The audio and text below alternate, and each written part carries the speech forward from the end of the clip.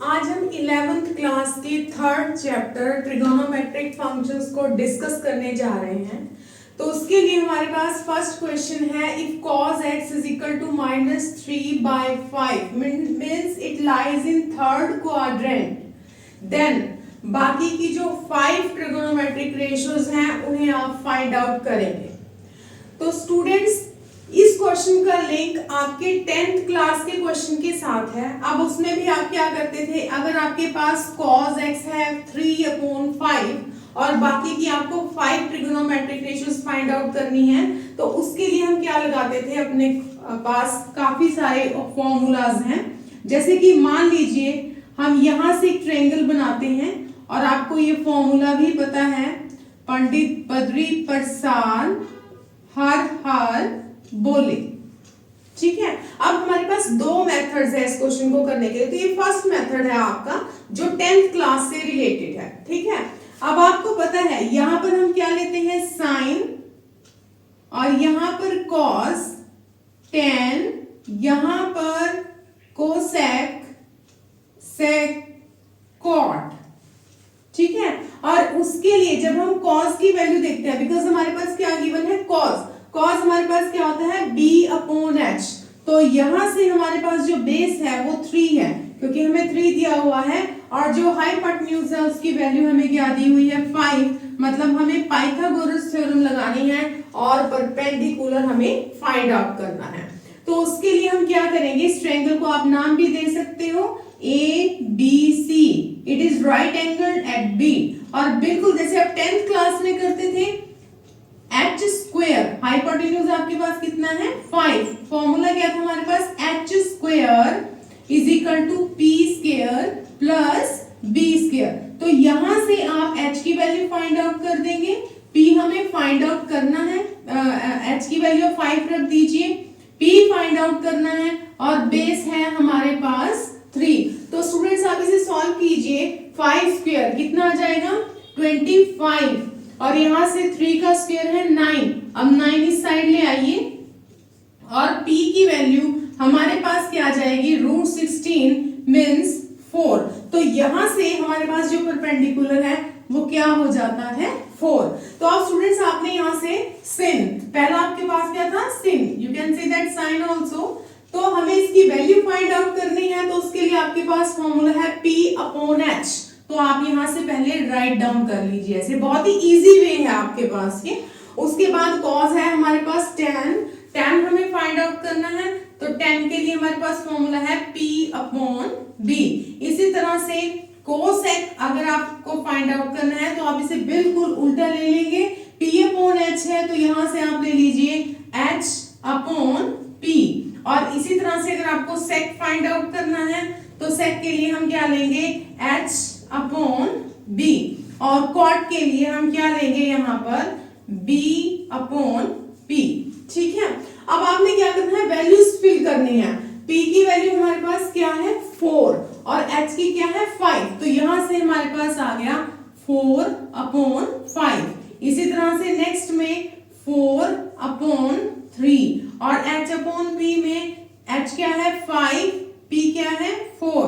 इसी तरह से h है 5 और बेस है आपके पास 3। इसी तरह से बेस है 3 और p है आपके पास 4। अब स्टूडेंट्स, प्रॉब्लम क्या है, थर्ड क्वाड्रेंट।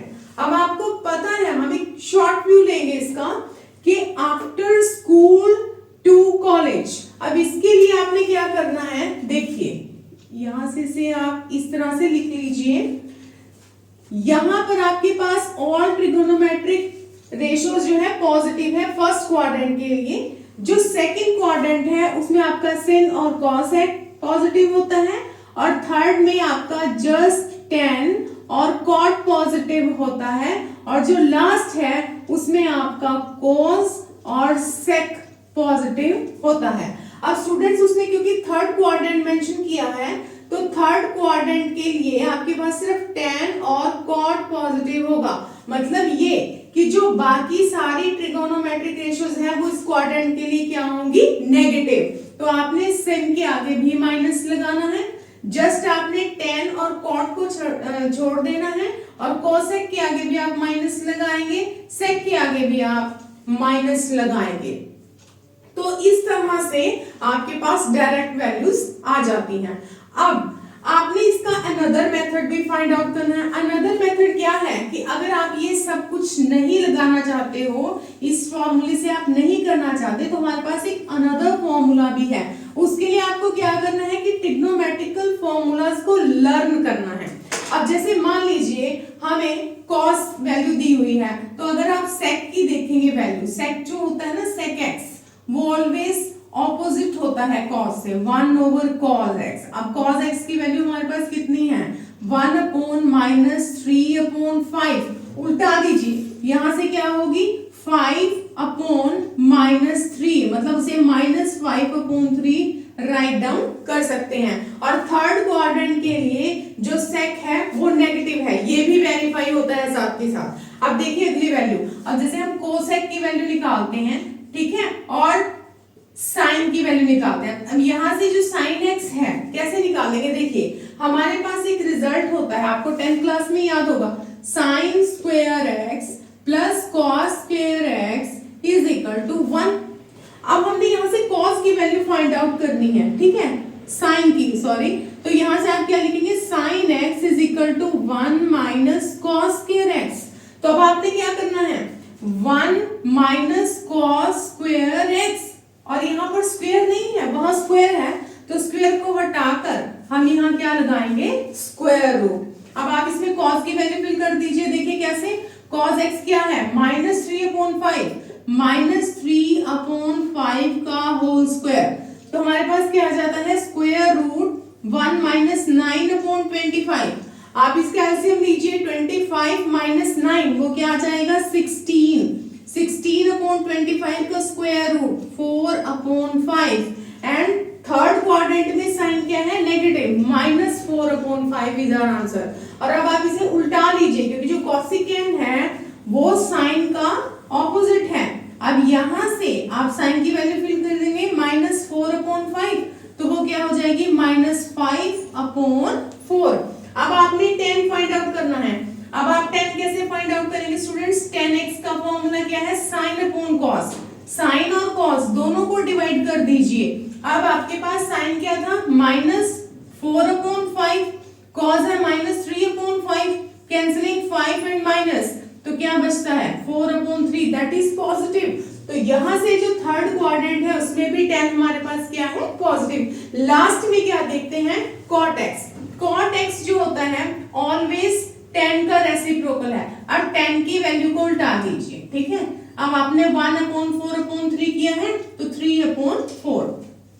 तो इस तरह से जो बेसिकली इसके फॉर्मूलेज हैं वो देख लीजिए एक बार। अगर आप इस तरह से आपको इजी लगता है तो सीधा ही आप फॉर्मूलों से याद कर सकते हैं। अब फॉर्मूले में आपको एक बार रिवाइज कराती हूँ। देखिए पहला फॉर्मूला जो मेन है हमारे पास, sin square x plus cos square x is equal to 1। यहां से आपके बाकी तीनों फॉर्मूले जो इसके अलावा है साइन और कॉस की वैल्यू जैसे आपने फाइंड आउट करनी है, यहाँ पर हमने की है, वो डिडक्ट कर सकते हैं। अब बेसिकली अगला फॉर्मूला है secant square x minus tan square x is equal to 1, cosecant square x minus cot square x is equal to 1, and cos x is reciprocal of sin and sec is always reciprocal of cos। And जो आप देखेंगे 10x है वो 1/cot x है, और जो cot x है वो 1/10x है। तो स्टूडेंट्स आपने इन फॉर्मूलाज को याद करना है, और इनसे ही आप, अगर आपको 1 ट्रिगोनोमेट्रिक रेशियोज दी हुई हैं तो बाकी की 5 भी आप इन फॉर्मूलों से निकाल सकते हैं। और अगर आपको ये मेथड थोड़ा डिफिकल्ट लगता है तो आप दूसरे मेथड से जो मैंने आपको पहले डिस्क्राइब किया है, जो 10th क्लास में आप कर चुके हो, वहां से पाइथागोरस थ्योरम के अकॉर्डिंग भी फाइंड आउट कर सकते हैं। तो हम इसके और फॉर्मूलाज को, क्वाड्रेंट्स को, बाकी वैल्यूज को अपनी नेक्स्ट वीडियो में डिस्कस करेंगे।